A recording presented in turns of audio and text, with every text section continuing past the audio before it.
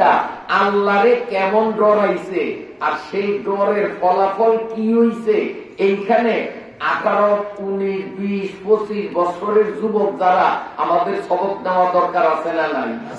হ্যাঁ, তোমরাও অল্প বয়সী আর 6 বছরের মানুষটাও অল্প বয়সী। 6 বছর শিশুটা আল্লাহরে কেমন ডরাইছে, তার শেষ পরিণতি কি হইছে, আর তুমি আমি আল্লাহরে ডরাই না, আমাদের পরিণতি কি হইবে, আজকের আলোচনায় দেখবে ইনশাআল্লাহ। তো হযরত ওমর রাদিয়াল্লাহু তাআলা আনহু যখন অর্ধেক পৃথিবী শাসন করতেন, ইনি মাঝে মধ্যে করতেন কি, প্রজাদের খোঁজ খবর নেওয়ার জন্য ছদ্মবেশে গ্রামে গ্রামে হাঁটতো, রাস্তা রাস্তায় হাঁটতো, দিনে রাত্রে এরকম হাঁটতো, যাতে কেউ ওনারে চিনতে না পারে। লগে কোনো লোক রাখতো না, সাধারণ পোশাক পরিয়া মানুষের দেখলেও তারে চিনতে না পারে। এই কায়দায় ওমর রাদিয়াল্লাহু তাআলা বলতেন, রাজ্যের মানুষ সুখে আছে না অশান্তিতে আছে, রাজ্যের কি অবস্থা, এটা দেখার জন্য উনি এক একদিন এক এক জায়গায় যাইতেন, একা একা, শুধু একা একা সাধারণ পোশাকে। একদিনের ঘটনা কিতাবে লেখে, ওমর বাইরেছে, আকাশে রোদের তীব্রতাও বাড়তে আছে, হাঁটতে হাঁটতে মরুভূমির পথ দিয়া রোদের তাপে ঘামাইয়া গেছে, একটু ছায়ার দরকার, ছায়া টায়া নাই, কোন লোকজন নাই, বাড়িঘর নাই। যারা হজে গেছেন তারা দেখছেন সৌদি আরব কত জায়গা, মাইকে মাইল, কোন বাড়িঘর নেই, খালি বালু, দুধু দুধু দুধু বালু, শুধু বালু। মেঘনার পার গেলে যেমন ঘর বাড়ি নেই, পানি আর পানি, পানি আর পানি। এমন মেঘনার পার গেলে অপার দেখা যায় না, উদা পানি। ওই সৌদি আরব এরকম উদা বালু, অপার দেখা যায় না, বাড়ি কোনানো। তো ওমর রাদিয়াল্লাহু তাআলা আনহু এইরকম বালুর মধ্যে দিয়া একটা রাস্তা দিয়া হাঁটে, ওই গ্রামে যাইব, হাকিকত দেখবো।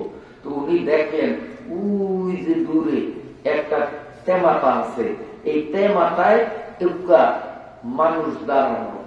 এটা দেখিয়া ওমর রাদিয়াল্লাহু তাআলা আনহু আস্তে আস্তে আগাইছেন। মানুষ যখন দেখা যায় তাহলে ধারে ঘর বাড়ি আছে, নিশ্চয়ই আমি একটু বিশ্রাম করতে পারবো। ওমর রাদিয়াল্লাহু তাআলা আগাইছে, আগাই যে ধারে কোনো ঘর বাড়ি নাই, মায়াগার দাঁড়ানো। মায়াগার বয়স হইল 18 বছর। বয়স কত? বয়স কত?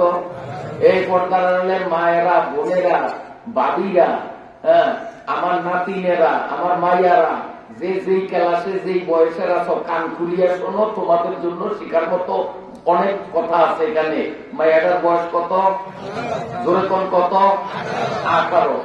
18 বছরের একটা মাইয়া ওড়না দিয়া, চেহারা ঢাকিয়া এইভাবে তেমাতার দাঁড়িয়ে রয়েছে। তেমাতার দাঁড়িয়ে রয়েছে, শুধু তার চোখ দুগা খোলা। ওমর রাদিয়াল্লাহু তাআলা আনহু ওখানে দাঁড়াইলেন, দাঁড়াইয়া বললেন, মা। কি বলিয়া সম্বোধন করলেন? মা। কেন?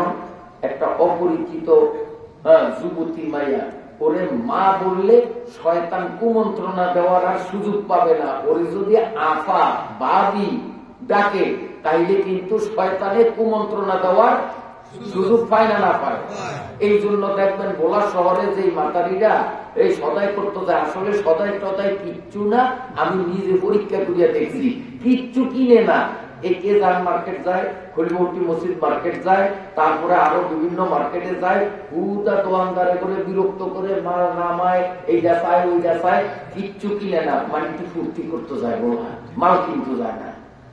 আর দোকানে যে অল্প বয়সী চ্যাংরা বয়সের পোলাপাইন আছে, দোয়ানদারি করে কর্মচারী, হেগুনেও করে কি, হয়তো আফা আর নইলে ভাবি।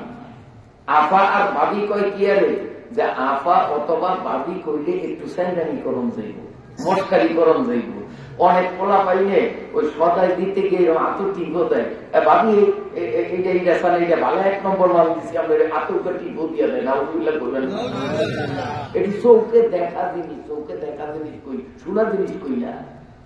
কারণ ও ভাবি কইছে, কাজে ভাবির লোকে একটু স্যান্ডানি টিপ দিছে, আফা কইছে একটু টিপ দিছে, গার লোকের ওটা গ্যাসা দিছে, মানে ওই তাকে তো মাল নামাইব, ওই যাওয়ার সময় ইচ্ছা করি একটা আবার এটা মাল ওই নামিয়ে দিই, এই গালগুলো দেশাও দিচ্ছে। এটি সমাজে আছে না নাই? মিথ্যা কথা কই আমি? যারা মার্কেট করো ভালো খুঁজে শোনো, ভালো খুঁজে শোনো, এটি আমার নিজের চোখে দেখা। বাজার একটা দোকানে 2টা মহিলা গেছে, এক মহিলার 3 সন্তান, 3গার মা পোলাইন খেয়েছে বাড়ি, আর আরুগার এখনো বাংলাদেশ সরকারের চলমান আইনে নাবালিক, বয়স 17 চলে, কারণ 18 বছর আগে বিয়ে দেওয়া যায়নি। বাংলাদেশ সরকারের আইনে দেওয়া যায় না, শরীয়তের আইনে দেওয়া যায়, কিন্তু দেশের আইনে দেওয়া যায় না, মামলা হইব। 18 নিচে বিয়া দেওয়া যায় না। তাহলে একটা মাইয়া বাজারে গেছে, বয়স কত? 17 বছর, কিন্তু এই মাইয়াটার হাতে মৌজা, পায়ে মৌজা, গায়ে সুন্নতি বোরকা, এই মাইয়াটাও দোকানে ঢুকছে। আর 3গার মা, এইটার পেট খালি, পিঠ খালি, কপালে 1 নকটা, এইটারও ঢুকছে। এখন ওই যুবক পোলা পাইনে দেখা যায় এই 3গার মায়েরে বাবি কয়, আর না হয় কি কয়? আপা কয়। আর এখনো যেই মায়ার বিয়ার বয়স হয় নয়, 17 চলে, আরো 1 বছর পরে বিয়াও বয়স হইব, হয়তো আরো 3 বছর 4 বছর পরে বিয়াও হইব, এই মায়াগারে খালাম্মা, আর নাই তো চাষি, আর নাই তো নানি, আর নাই তো দাদি। খালাম্মা কোনটা কোনটা পছন্দ হয়? দাঁড়েও যায় না, গ্যাসাও দেয় না, কারণ খালাম্মা যখন কইছে, চাষি যখন কইছে, চাষি মায়ের সমান, সাজে, তাইলে বোরকা পরার কারণে সে সম্মান পাইল, আর ও বোরকা না পরার কারণে, পর্দা না করার কারণে সে অসম্মানিত হইল, পর পুরুষের ডোলা খাওয়ান লাগবে। তো পর্দা করানোর দ্বারা মহিলাদের দাম বাড়ে না কমে? দাম বাড়ে না কমে? বাড়ে। এখন 18 বছরের মেয়ে, যুবতী মেয়ে দাঁড়ানো, হযরত ওমর রাদিয়াল্লাহু তাআলা আনহুর পাশে দাঁড়াই তারে খালাম্মা, আরে পারে কি কয়? মা, মা, এই দুপুর রোদের মধ্যে তুমি এখানে দাঁড়িয়ে রইছো কা? খাখা রোদ। তখন মায়েরা তো সিনেরে যে কেউ বল, আমি এখানে দাঁড়াইছি প্রতীক মিয়া, তোমারে কইলে লাভ কি? কম না চাই, কি জন্য দাঁড়াইছো? এই রোদের মধ্যে কষ্ট করো কেন? আমি অসহায় মানুষ, অর্ধজাহানের সম্রাট ওমরের সাথে সাক্ষাৎ করব, এই নিয়তে এখানে দাঁড়িয়ে রয়েছি যে একটু ওমরের লোকেই দেখা করুন যায়। তো ওমর রাদিয়াল্লাহু তাআলা আনহু নিজের পরিচয় না দিয়া কয়, আরে বেকুবের ঘরের বেকুব, এতে মাথা খারেয়া কি অর্ধজাহানের সম্রাটের ভাবি? অর্ধজাহানের সম্রাটের লোকে দেখা করতে হলে গণভবনে যাবি, সংসদ ভবনে যাবি, প্রেসিডেন্ট ভবনে যাবি। ডক্টর ইউনুসের লোকে দেখা করতে হইলে অকালি কি মাথা খারিলে দেখা করে যাইব? ডক্টর ইউনুসের লোকে দেখা করে যাইব? এইটার লোকে দেখা করতে হলে গণভবনে যাইতে হইব, ঠিক না? নাইলে সংসদ ভবনে যাইতে হইব, প্রেসিডেন্ট ভবনে যাইতে হইব, ঠিক না? ঠিক। তো ওমর রাদিয়াল্লাহু তাআলা আনহু পাগলের ঘরের পাগল, তে মাথা খারিছ, ওমরের লোকে দেখা করতি, তুই সারা গণভবনে যাবি কয়ে নিয়া? আমনে আমার এখন পাগল, আমনে সারা আস্থা পাগল, এই গণভবনে আমাদের ঢুকতে দিব, এর কি দেশে ঢুকতে পারে? কত পাস লাগবো, কত সিল লাগবো, সই লাগবো, মনে করলি কি দেশে কি ডাক্তার ইউনুসের চেম্বারে ঢুকতে পারবো? বর্তমানে প্রধান উপদেষ্টা ডাক্তার ইউনুসের নাম, আর আমি মনে করি যাইতাম অনেক পাস লাগবো না, যে মাইয়াকে আমরা কে পাস দিব, আমি তো যাইতাম না। তো আমি জানি যে অন্য অন্য দেশের রাজা আর মুসলিম দেশের রাজা উমর অনেক বেশ কম, কারণ অন্য দেশের রাজারা দেশ চালায় নিজেকেও বানানিয়া আইন দিয়া, আর উমরে দেশ চালায় আল্লাহর বানানিয়া কোরআনের আইন দিয়া। এই উমরে প্রজাদের সুখ দুঃখ দেখার জন্য সিভিল ড্রেসে তিনি নাকি গ্রামের রাস্তায় রাস্তায়ও হাঁটেন। এই জন্য দাঁড়াইছি যে এইখানে হয়তো উমরের আমি পাইতে পারি, কারণ সংসদ ভবনে যাওয়ার শক্তি আমার হইব না, সুযোগ হইব না। ওমর রাদিয়াল্লাহু তাআলা আনহু আর নিজের পরিচয়টা গোপন রাখতে পারলেন না। তখন তিনি বললেন, মাগো, যেই ওমরের দেখার জন্য তুমি দাঁড়িয়ে রইছো, এই কতক্ষণ পর্যন্ত দাঁড়িয়ে রইছো? কয়, বেটা 3 দিন 3 রাত এখানে দাঁড়িয়ে বেশি যাই না। ওমরের না দেহন পর্যন্ত, ওমরের লোকে 2 আওয়ার কথা না পর্যন্ত যাই না, 3 দিন 3 রাত আমি এই পথের মধ্যে কাটানো। ওমর রাদিয়াল্লাহু তাআলা তখন কয়, মা তুমি যে ওমরের লোকে দেখা করার জন্য এত পাগল, 3 দিন 3 রাত এই জায়গায় দাঁড়িয়ে রইছ, আমি সেই ওমর, আমি অর্ধ জাহানের সম্রাট, তোমার কিছু বলার থাকে আমাকে বলো। সুবহানাল্লাহ করেন না। আর আমাদের দেশের একজন মেম্বার একলা যাইতে লজ্জা বোধ মালাবিতের সব এই আউতের মানুষ আউতের মানুষ নাকি না ভুল দেখছি না। আচ্ছা তো আপনার কোন কথায় ছিল, একজন মেম্বার একলা হাত স্মরণ করে এটার লোকে 2-4 জন লোক লাগে, চেয়ারম্যানের লোকে 27 জন লাগে, এমপি সাহেবের লোকে তো 20-25 জন না হইলেও হয় না। আর অর্ধজাহানের সম্রাট ওমর কোরআনের আইনে দেশ চালায়, একা হাঁটতেছে। মা আমি সেই ওমর, কিছু বলার থাকলে বলো। মেয়েটা বলল, আলহামদুলিল্লাহ আমার আশা পূরণ হয়েছে। আমি আপনার কাছে একটা দাবি করব, আমি একটা অসহায় মেয়ে, বর্তমানে আমার বয়স চলে 18, আমি 6 বছর বয়সে ঈমান আনলাম, আল্লাহরে ডরাইলাম। আল্লাহরে ডরাইয়া ঈমান কেন আনলাম? এই অপরাধে ইটালির সরকারের বাহিনী পুলিশ আমারে গ্রেফতার করিয়া জেলখানার মধ্যে রাখছে 12 বছর। 12 বছর জেলখানার মধ্যে রাখছে। সকালে পিটাইতো, বিকালে পিটাইতো, ডেইলি আমারে 2 বার পিটাইতো। আর বলতো যে তুই আল্লাহ বাদ দে, কলেমা বাদ দে, তোরে ছাড়িয়া দিব। আমি বলতাম যে তোমরা যত রকমের সাজা আমারে দাও, দিতে দিতে আমারে মারিয়া ফেলাইতে পারবা, এতে বেশি কিছু করতে পারবা না। আমি মরতে রাজি, তারপরেও আল্লাহর ডরে আমি আল্লাহকে ছাড়তে পারি না। বয়স কত? 6 বছর। এই সময় বয়স 6 বছর। হুজুর 6 বছর বয়সে আমি কলেমা পড়লাম, এই 6 বছর বয়সে আল্লাহর ডর আমার অন্তরে ঢুকছে, আমি আল্লাহর ডরে কলেমা পড়িয়া মুসলমান হইছি। আমার মা বাবা আত্মীয় স্বজন সব খ্রিস্টান, আমারে আমার বাবা জেলখানায় ঢুকিয়ে দিছে।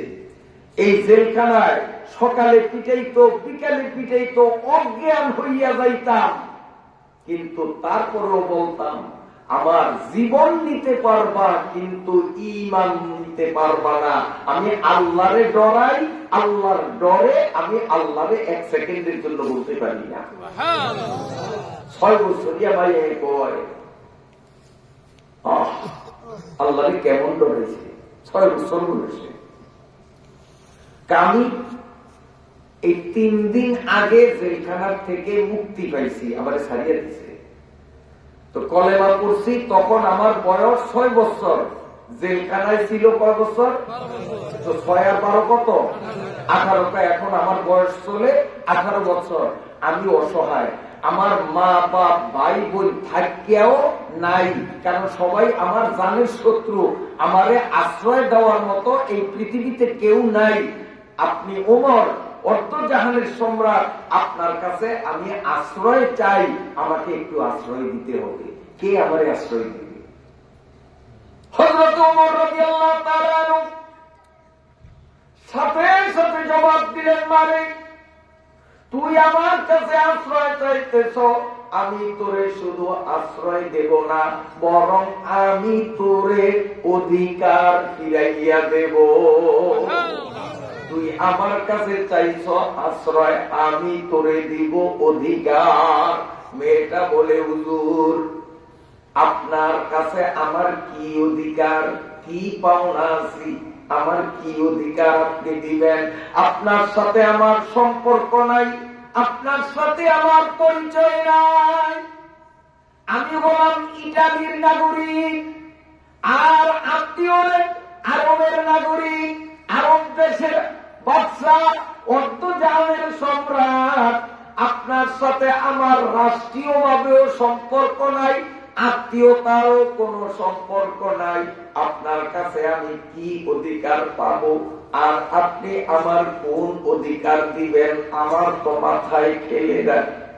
হযরতে ওমর রাদিয়াল্লাহু তাআলা আনহু বললেন, দেখো আমি দেশ চালাই আল্লাহর আইনে, কোরআনের আইনে।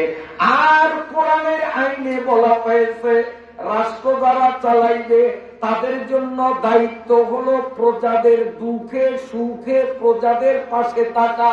কোন প্রজা যেন বিপদে না পড়ে, ওই বিপদ থেকে তাকে সরকারি ব্যবস্থাপনার মাধ্যমে বিপদ মুক্ত করা ইসলামী রাষ্ট্রের রাষ্ট্র পরিচালকদের দায়িত্ব। অতএব তুমি যখন ইটালি ছাড়িয়া আমার রাজ্যে ঢুকিয়া যখন আমার দেশের নাগরিক হইয়া গেছ, আমার উপরে ফরজ হইয়া গেছে তোমাকে একটা উপযুক্ত ছেলে তালাশ করিয়া উপযুক্ত ছেলের কাছে, যোগ্য ছেলের কাছে বিয়া দিয়া তোমাকে আমি একটা স্থায়ী ঠিকানা করিয়া দেওয়া। এইটা আমার থেকে তুমি পাও না, এই অধিকার আমার কাছে তুমি পাও না। যেহেতু আমি রাষ্ট্রের প্রধান, তোমাকে ব্যবস্থা করিয়া দেওয়া আমার দায়িত্ব। এরপরে ওমর রাদিয়াল্লাহু তাআলা আনহু বলেন, এ মা শোনো, আমার একটা ছেলে নাম হলো আব্দুল্লাহ, আমি অর্ধজাহানের সম্রাট। আমার ছেলে আব্দুল্লাহ, তার নাম 30 পারা কোরআনের হাফেজ, 1.25 লক্ষ হাদিসের হাফেজ। একটা দুইটা না, আমার ছেলে আব্দুল্লাহ 1.25 লক্ষ হাদিস তার মুখস্থ আছে, 30 পারা কোরআন মুখস্থ আছে। আমার ছেলের দৈহিক আকৃতি, গঠন, চেহারা মানানসই, হাজারের মধ্যে একটা দেখলেই পছন্দ হবে। তুমি যদি রাজি হও, আমার ছেলে আব্দুল্লাহর বউ তোমারে বানাইয়া আমার ঘরেই তোমার ঠিকানা বানাইয়া দেব।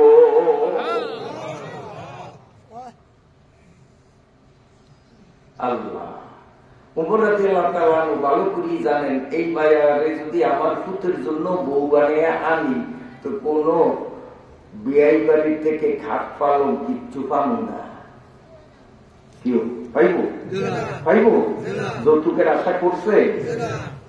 কেন মেয়েটার জন্য পাগল হয়েছে? যে মেয়েটা আল্লাহরে ডরায়, মেয়েটা ইমানদার। এই জন্য তিনি চিন্তা করলেন একটা ইমানদার মেয়ে ঘরে আনা, এটা আল্লাহর নিয়ামত ঘরে আনা। কাজী যৌতুকের চিন্তা তিনি করেন নাই, তিনি চিন্তা করছেন পাত্রীর মেয়েটা ভালা, কিচ্ছু লাগবে না। আর আমরা চিন্তা করি পেতনিও যদি হয় মায়াদা, ও যদি ব্যয় বাড়ির থেকে এই দেয় সেই দেয় ওই দেয়, পেতনির মতো মাই আনতেও আমরা রাখি আসেনি। শ্বশুর বাড়ির থেকে যৌতুকের টাকা আনিয়া খাওয়া আর নিজে আজ্ঞা নিজের গু নিজে খাওয়ার কোন রেশম নাই। নিজে পায়খানা করিয়া নিজের পায়খানা মুখে দিয়া খাওয়া যেমন আরাম, শ্বশুর বাড়ির থেকে যৌতুক উসুল করিয়া ওই যৌতুক খাওয়া নিজের গু খাওয়ার মতো আরাম। খাইবেন যৌতুক? আল্লাহ বেশি করে খায়। আমার কথা দিয়ে যারা মনে হয় খুব মনে কষ্ট হয়। ওমর রাদিয়াল্লাহু তাআলা আনহুর কথা শুনিয়া মেয়েটা জবাব দিল, আমিরুল মুমিনিন, অর্ধজাহানের সম্রাট মাননীয় ওমর সাহেব, আপনাকে একটা প্রশ্ন করি। আমি শুনছি আলী আর ফাতেমার একটা ছেলে আছে, তার নাম নাকি হুসাইন। আমি তথ্য পাইছি হুসাইন নামে একটা যুবক আছে। আপনার থেকে জানতে চাই, আপনি বলুন আপনার ছেলে আর আলীর ছেলে আব্দুল্লাহ আর হুসাইন দুইজনের মধ্যে কে শ্রেষ্ঠ হবে? যদি ফাতেমার পোলা হোসাইনের থেকে আপনার পোলা আব্দুল্লাহ যদি বেশি যোগ্য হয়, আমার আপত্তি নাই, বিয়াতে রাজি আছি। আর যদি বলেন আপনার পোলা আব্দুল্লাহর থেকে ফাতেমার পোলা হোসাইনের কোয়ালিটি ভালো, তাহলে কিন্তু আপনার প্রস্তাবে আমি রাজি না। এখন ওমর কি বলবি? ওমর বলে, মাগো পেছে ফলাইয়া দিলা, ফাতেমার পোলা হোসাইনের সাথে আমার পোলা আব্দুল্লাহর সাথে কোন তুলনা চলে না। তার কারণ আমার পোলার ঠিকানা জান্নাত হবে না জাহান্নাম হবে, এর গ্যারান্টি আমি দিতে পারি না। আর ফাতেমার পোলা হোসাইন শুধু জান্নাতি হবে না, জান্নাতে যত যুবক থাকবে সমস্ত যুবকদের প্রধানমন্ত্রী হবে, লিডার হবে ফাতেমার পোলা হোসাইন। সেটার গ্যারান্টি আছে, হাদিস আছে। রসুলের পাক জবান থেকে বলা হয়েছে হাসান এবং হোসেন এই দুই ভাই জান্নাতের সমস্ত যুবকদের লিডার হবে, নেতা হবে। তাহলে ফাতেমার পোলা হোসাইন জান্নাতি, তার নিশ্চয়তা আছে। আমার পোলা অর্ধ জাহানের সম্রাটের পোলা হইতে পারে, 30 পারা কোরআনের হাফেজ হইতে পারে, 16 লক্ষ হাদিসের হাফেজ হইতে পারে। ও কি জান্নাতি না জাহান্নামী, এর কোন গ্যারান্টি আমি দিতে পারি না। অতএব কারণে আমার পোলা আর হোসাইনের সাথে কোনো তুলনা হয় না। আমার পোলার থেকে ফাতেমার পোলা হোসাইন অনেক দামি। হোসেন কেমন দামি জানেন? একদিন আমাদের নবী নামাজ পড়ে, তো নামাজে যখন সেজদাত গেছে, হোসেনে ছোট্ট আয়া ফিডো বইছে, ফিডো বইয়া নানার কান নোড়ারে ডোলে আর চিল্লিয়া চিল্লিয়া করে, চল ঘোড়া চল, চল ঘোড়া চল। নানারে ঘোড়া বানিয়েছে, নানারে কি বানিয়েছে? ঘোড়া বানিয়েছে। আমার মনে হচ্ছে অনেক আগে আমার বড় গোলাটা যখন ছোট্ট আছিল, 1 নম্বরটা বড়, আমি জীবন ভুলবো না। আমার তখন ঘর ছোট্ট ঘর আছে, এই ওগলা পাতার বেড়া আছে। এখন তো আলহামদুলিল্লাহ টাইস টুইস করিয়া যুগের পরিবর্তন অনেক কিছু হয়ে গেছে। তখন নতুন সংসার পাতাইছি, আবার এই বড় গোলা করতাম, এই ট্যাবলেট মার্কা এই বড় বড় জানলার পাশে আমি সিট দিয়ে শুয়ে দিছি। দুপুরে গরম ফিনফিনিয়া পাতা সাইয়ে এই জন্য জানলা বরাবর শুয়ে দিছি। আমার পোলাটা আইয়া আমার বুকু চলছে, সরিয়া নি আমার কান দোনোটারে ধরছে, দড়িয়ে এর মোড়ান দেয়, কানটাও দোনোটা মোড়ায় না, একটা মোড়ায়। কান এক ডাইনার দিয়ে ধরিয়ে আমার এই বাম কান্ডারে ডাইন কান্ডারে এরকম ধরিয়ে মোড়ান দেয়, আর ঠ্যাং দিয়ে চৈরি ভরে লাতি দেয়। তখন খাটা ছিল না, চকি ভরে লাতি দেয়। আমি কি কিরম পুরস্কার, কি নমস্কার কায় আমি আমি হোন্ডা স্টার্ট দিই। কারণ ওই যে আমারে দেখছে আমি হোন্ডার উপরে উঠিয়া টাইটাতে ওইটারে এমনি মোড় দিয়া ঠ্যাং দিয়া লাথি দেই, এইটা একটু অনুকরণ করছে বলেন, কিন্তু অনুকরণ করে ঠিক না? হযরত হুসাইন নবীজির নামাজের সেজদায় হুসাইন নবীজির পিঠে, নবীজির কান ধরে আর তার চল ঘোড়া চল, চল ঘোড়া চল। নবীজি সুবহান রাব্বিয়াল আলা পড়তে পড়তে ওরা হয়ে গেছে, আর কত বলবো, হুসাইন নামে না। এক পর্যায়ে নবীজি সিদ্ধান্ত নিলেন, ওরে ঠেলা দিয়া ফালাইয়া দেই, আর কত লম্বা সেজদা দিব, পিঠের থেকে ওরে নামাইয়া দেই। আল্লাহর নবী যখন হোসাইনকে পিঠ থেকে নামালেন, মনে মনে কল্পনা করছেন, অমনি আল্লাহ রাব্বুল আলামিন ডাক দিয়া বলে, আমার নবী আপনি হোসাইনের চিনেন না, যার কারণে আপনার পিঠের থেকে তারে ফালাইয়া দিতে চান। আমি হোসাইনের চিনি, তাই আপনারে জানাইয়া দিলাম, হোসাইন নিজের ইচ্ছা মতো আপনার পিঠ থেকে যতক্ষণ না নামবে, আপনি হোসাইনের আপনার পিঠের থেকে নামাইতে পারবেন না। ও যে আপনারে ঘোড়া চল বলে আপনার কান বলতেছে, আমি আল্লাহর কাছে দৃশ্যটা বড় ভালো লাগে। এখন চিনছেন কেমন হোসাইন, আল্লাহ তারে তার কত দাম। কারণ এই হোসাইনের লগে আর ওমরের হলো আব্দুল্লাহ লগে তুলনা হয়। ওমর তো সাইলেন্ডার করলেন, মা ঠকিয়া তো গেলাম, আমার আব্দুল্লাহ আর ফাতেমার বলা হোসাইন কোন তুলনাই হয় না। তো তোমারে বলি, তুমি আমার সাথে আমার বাড়িতে চলো, আমার বাড়িতে থাকো, আর আমি আলীর বাড়িতে যাইয়া তোমার ওকালতি করি। জীবনে বিয়ার গটকালি ওকালতি করি নাই, আজ যাই প্রথম তোমার বিয়ার ওকালতি করবো। আমি আলীর দ্বারে যাই, সাই একটা কিছু করণ যায়নি, মায়াডারে বাড়িতে সেট করিয়া তারপরে এই দুপুর রোদ ঘামাইয়া গেছে, ওমর আলীর বাড়িতে গেছে, যাইয়া এই দরজায় দাঁড়াইয়া আসসালামু আলাইকুম সালাম দিল। হযরত আলী রাদিয়াল্লাহু তাআলা আনহু দরজাটা খুললেন, ওয়া আলাইকুমুস সালাম।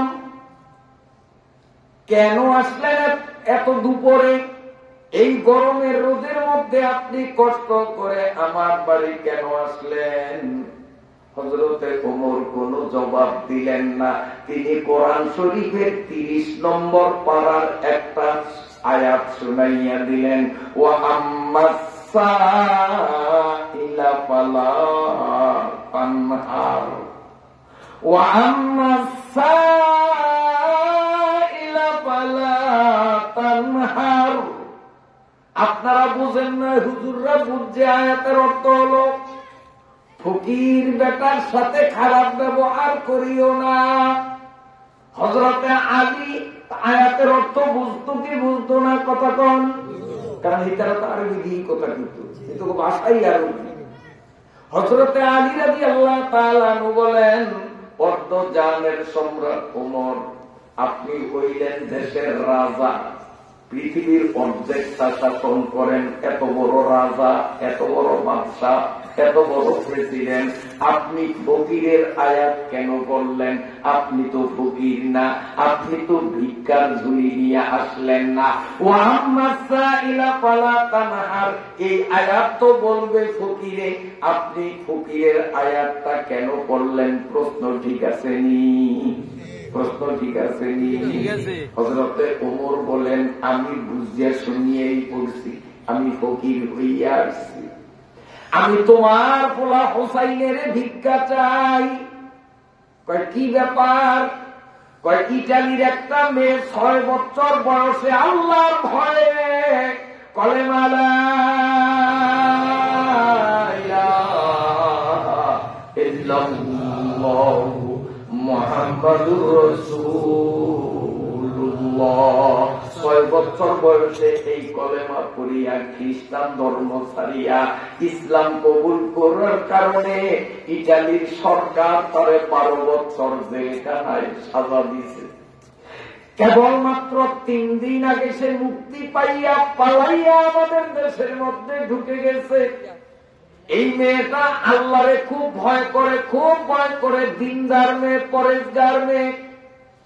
তোমার ছেলে হোসাইনের ছাড়া আর কাউ কাছে সে বিয়ে বসতে রাজি না।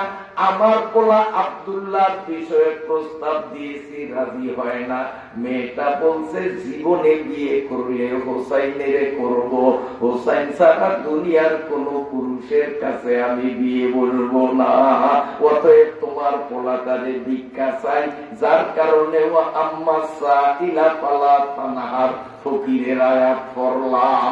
হযরতে আলী রাদিয়াল্লাহু তাআলা আনহু বললেন, ও অর্ধজাহানের সম্রাট ওমর, আপনি কোন ফালতু মেয়ের পক্ষ থেকে ওকালতি করতে আসবেন না।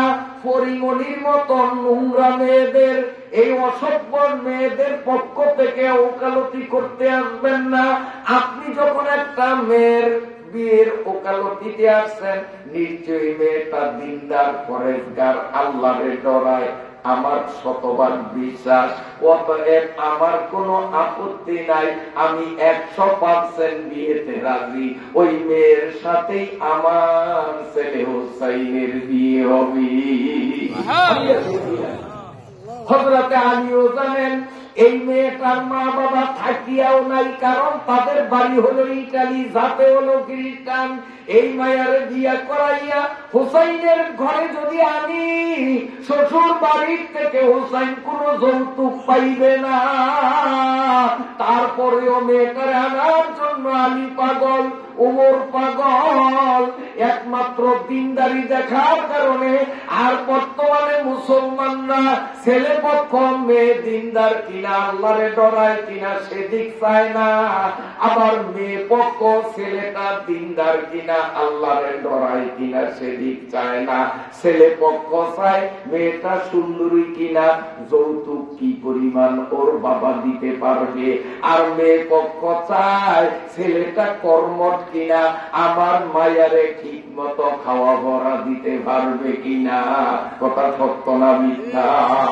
কিন্তু আলী দেখলেন যে ওরে যদি আমি বউ বানাইয়া আনি, ফুতের বউ বানাইয়া আনি, কোন যৌতুক পাবো না, যৌতুকের দরকার নাই। এমন একটা নেককার দিনদার মেয়েকে যদি পুত্রবধূ বানাইতে পারি, আমার ছেলে হুসাইনের কপালে চাঁদ উঠবে। হযরতে আলী রাজি, ওমর রাজি, দুইজনে কোলাকুলি করিয়া হাসতেছে। ওমর বলে, ভাই আলী, জীবনে কোনদিন বিয়ার ওকালতি করি নাই, আজকেই প্রথম। মনে হয় আমার ইজ্জত থাকবে, বিয়া হইবে, কারণ দুই মুরব্বী রাজি। মেয়ের পক্ষের মুরব্বী ওমর আর ছেলের পক্ষের মুরব্বী আলী, দুই মুরব্বী রাজি। আমার ঘটকালি কাজে লাগবে, আমার ইজ্জত থাকবে, জীবনের প্রথম ঘটকালি টিকবে। মনে খুব ফুর্তি। কথাগুলি ভিতর থেকে হুসাইনে শুনতেছে। হুসাইনে আসতে আসে, আসসালামু আলাইকুম। আপনারা কি শুরু করলেন? যেইভাবে আপনারা দুইজনে কোলাকুলি করতেছেন, আনন্দ উপভোগ করতেছেন, মনে হয় বিয়া বাবাই করব না কোন অর্ধদানের সম্রাট ওমর বিয়া আমনে করবেন, কি বাবারে করাইবেন না আমনে করবেন? আপনারা এত ফুর্তি করেন কি? বলতো ওমর নরম মেজাজের মানুষ না গরম মেজাজ?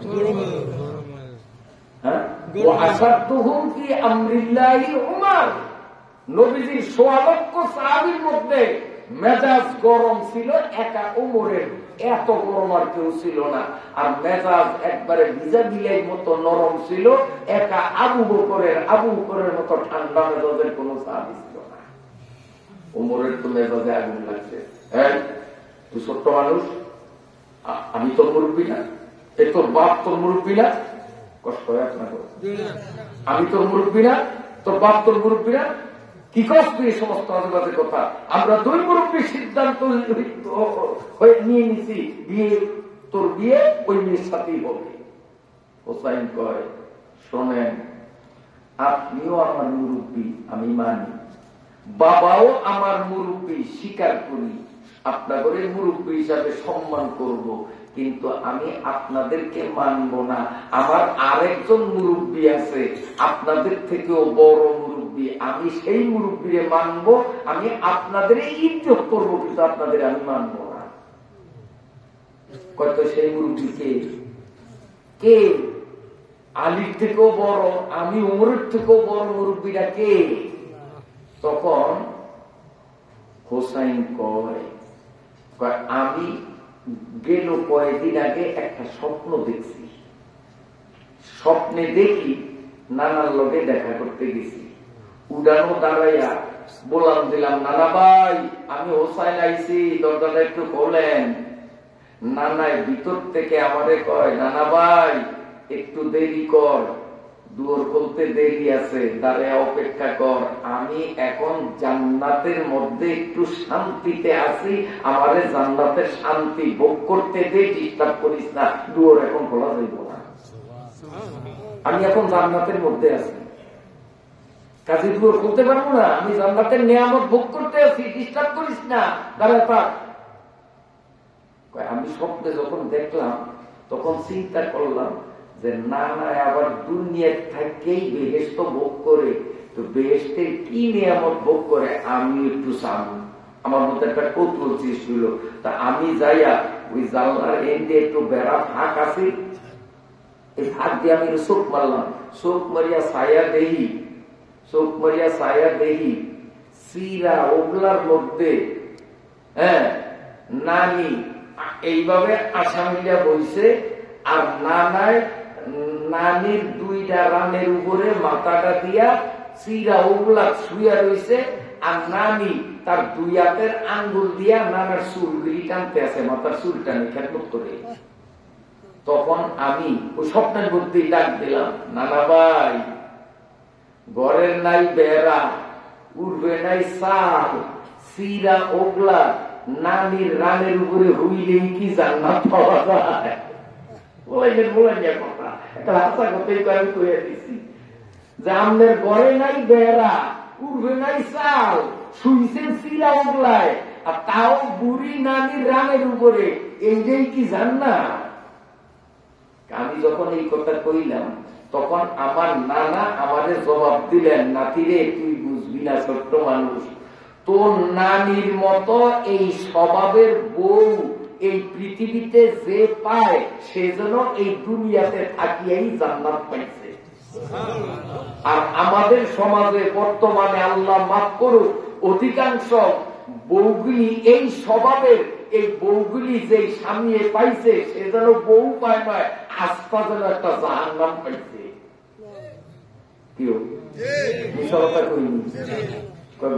গোলামারি বুঝি বিশ্বাস তো আছে, সে অবস্থায় ছাড়টা আছে না নাই? একটু চলে স্বামীর লোকে এরকম খারাপ আচরণ করে, এটা তো বউ না, এটা যে আস্থা দোষ। ও মা, আমার নানা আমার নানির মতো সৎ স্বভাবের বউ পাইয়া দুনিয়াতে জান্নাত পাইছে, আমার বাবা আমার মায়ের মতো সতী বউ পাইয়া আমার বাবাও যেন জান্নাত পাইছে। আমি হোসাইন সিদ্ধান্ত নিয়েছি জীবনে যদি বিয়ে করি নানির মতো অথবা আমার মায়ের মতো স্বভাবের মেয়ে পাইলে বিয়ে করব, নইলে মরণ পর্যন্ত জীবনে আমি বিয়ে করব না। যদি বিয়ে করতে হয় আমার নানির মতো হওয়া লাগবে, যদি আমি বিয়ে করি মেয়েটা আমার মায়ের মতো হইতে হবে, নইলে আমি বিয়ে করব না। ওমর রাদিয়াল্লাহু তাআলা আনহু বললেন, এরে হোসাইন, আমি যেই মেয়েটার প্রস্তাব নিয়ে আসলাম সেই মেয়েটা তোর মায়ের মতো তোর নানির মতো হবে না। তুই তোরে কে কইল, তুই প্রত্যাখ্যান কেন করলি? হোসাইন বলে, আমি তো আপনার প্রস্তাব প্রত্যাখ্যান করিনি, আমার সিদ্ধান্ত জানাইলাম। অতএব আপনি যে মেয়ের প্রস্তাব আনলেন এই মেয়েটাকে আমি একটু যাচাই করব, যাচাইতে যদি সে আমার নানির কাতারে অথবা মায়ের কাতারে হয় আপত্তি না।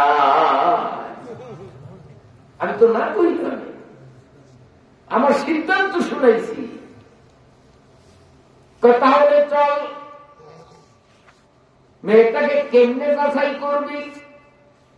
হোসাইন বলে, আমার জীবনের সিদ্ধান্ত, আমি যেই মেয়েকে বিয়ে করব আমি তাকে 3টা প্রশ্ন করব। যদি আমার 3টা প্রশ্নের সঠিক উত্তর দিতে পারে তাহলে বিয়ে করব। একটা প্রশ্নের উত্তর যদি দিতে না পারে আমি তাকে বিয়ে করব না। আপনি মেয়েটারে জিজ্ঞেস করেন আমার 3 প্রশ্নের জবাব দিতে পারবে কিনা। হযরত ওমর বললেন, কি সেই প্রশ্নগুলি একটু বলো। আপনি মুরব্বী মানুষ, পাগলের মতো কথা বলবেন না। পরীক্ষার আগে কোনদিন প্রশ্ন আউট করা কি যাবে? আমি তো মেয়েটারে পরীক্ষা করব, এখানে মেয়েটা নাই, অগ্রিম যদি আমি প্রশ্ন আউট করে দেই 1 কান 2 কান শুনতে শুনতে 1000 কান মেয়ের কানে পুষিয়া যাইবে। অতএব প্রশ্ন কি আমি এখন বলবো না, আমি ওই সরাসরি মেয়ের সামনেই প্রশ্ন করব। হযরতে ওমর আলীর দিকে তাকাইয়া কয়, ভাই আলী, তোর পোলা হোসাইন কি প্রশ্ন করব বল দেখি। আলী কয়, আমার মাথা হ্যাক হইয়া গেছে, কি প্রশ্ন করে আমার মাথায় ধরে না। হযরতে ওমর বলেন, আমারও তো বুদ্ধি বের পায় না। হযরতে ওমরের মন ছোট্ট হইয়া গেল। জীবনে কারো ওকালতি করি নাই, ভাবছিলাম আজকে বুঝি ইজ্জত থাকবে, কিন্তু লক্ষণ খারাপ, দেখা যায় বিয়ে হবে না, ওকালতিতে ধরা খাবো। আমার এই মেয়ে মনে হয় প্রশ্নের উত্তর দিতে পারবে না। তখন হযরতে ওমর বললেন, ভাতিজা তুমি থাকো, আমি মেয়েটারে একটু জিজ্ঞাসা কইরা আসি। হযরতে ওমর এক দৌড়ে আবার বাড়িতে আসলেন, মেয়েটাকে ডাকিয়া বললেন, মা তোর পক্ষ থেকে আমি প্রস্তাব নিয়ে গিয়েছিলাম, কিন্তু হুসাইন বলছে 3টা প্রশ্ন করবে। কত কঠিন প্রশ্ন আমার মাথায়ও ধরে না। আলিম মতো বিশ্বের সবচেয়ে বড় জ্ঞানী, তখনকার দিনে আলীর থেকে বড় জ্ঞানী কেউ ছিল না।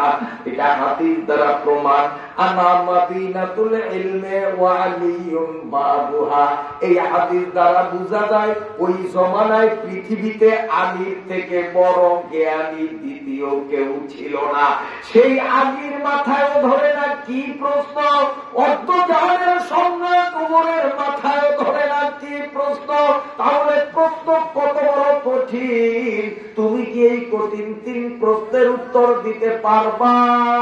মেয়েটার সাথে সাথে জবাব দিয়া দিল, আমিরুল মুমিনিন ওমর গো, আমি একজন মূর্খ মানুষ, 6 বছর বয়সে জেলে গেছি, লেখাপড়া করার সুযোগ আমার ভাগ্যে জুটেনি। মাত্র 3 দিন আগে জেলখানার থেকে বাইর হইয়া আসলাম। 6 আর 12 18 বছর বয়স আমার চলে।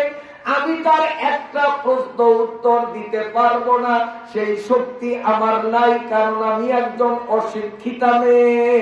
তবে আমি যেই আল্লাহরে ডরাইয়া, যেই আল্লাহরে বিশ্বাস করিয়া কলেমা পড়েছিলাম,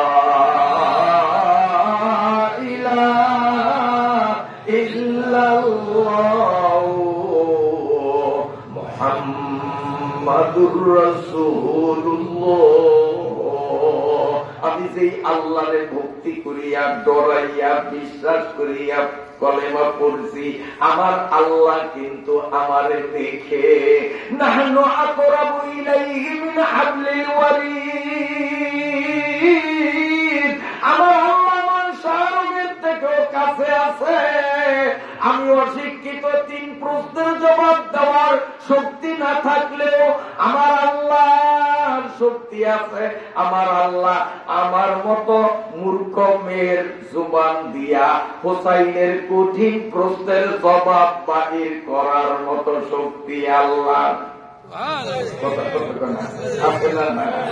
বুঝতে চৌতা নিমসাল্লাম মরুরা নিস্তে কাসরা দৌড়ায়ে চুয়া নিস্তে কাসরা দৌড়ায়ে চুয়া চেরা। আল্লাহর শক্তি আছে, কিন্তু আমাকে মুখে বলি দিলি না, কারণ চিন্তা করি সুদূর উপর টাকা নিয়ে যদি বোরাকটা না করি না কিনি, তাইলে সংসার কেমনে চালামু। এই জন্য আমরা সুদের উপর টাকা লইয়া বোরাক কিনি। বোরাক দিয়ে উদাহরণ দিলাম, তার সাবারও তো সুদের উপর করে না কথা কর। তাইলে আমি এককালে, কারণ আমি তো এই গ্রামের মানুষ হই, এই এলাকার মানুষ হই, আমি এককালের নাম ধরিয়া ধরে কইতাম যে এই এলাকায় সুদের উপরে টাকা লইয়া কতজনে জাল সাবার করছে, কতজনে বোরাক কিনছে, অনেকের আমি একটা ইনশাল্লাহ আঙ্গুর দিয়ে দেখাই দিতে। কারণ আমি তো কালকার মতো বিদেশিয়া বক্তা না, আমি তো অন্য এলাকার বক্তা। আমি এলাকার মানুষ চিনি না, এরকম মানুষ আছে না? এর মধ্যে বিশ্বাস, আল্লাহ আমার সংসার চালানোর ব্যবস্থা করতে পারবো না, এই জন্য আল্লাহ এই শক্তি নাই, অতএব আমি সুদূর উপরে হইব। তাহলে এইটা আল্লাহরে ডরাইছিল, আল্লাহরে ডরাইছিল। আল্লাহরে যদি ডরাইতো তো সুদূর উপরে টেয়া লইত। বন্ধুরা আমার, মেয়েটা বলে আল্লাহর উপরে আমার বিশ্বাস। হোসাইনের প্রশ্ন যত বড় কঠিন হোক না কেন, আমার আত্মবিশ্বাস আমার আল্লাহ আমার মতো মূর্খ মেয়ের মুখ থেকে ওই 3 প্রশ্নের সঠিক জবাব বাহির করিয়া দিতে পারি।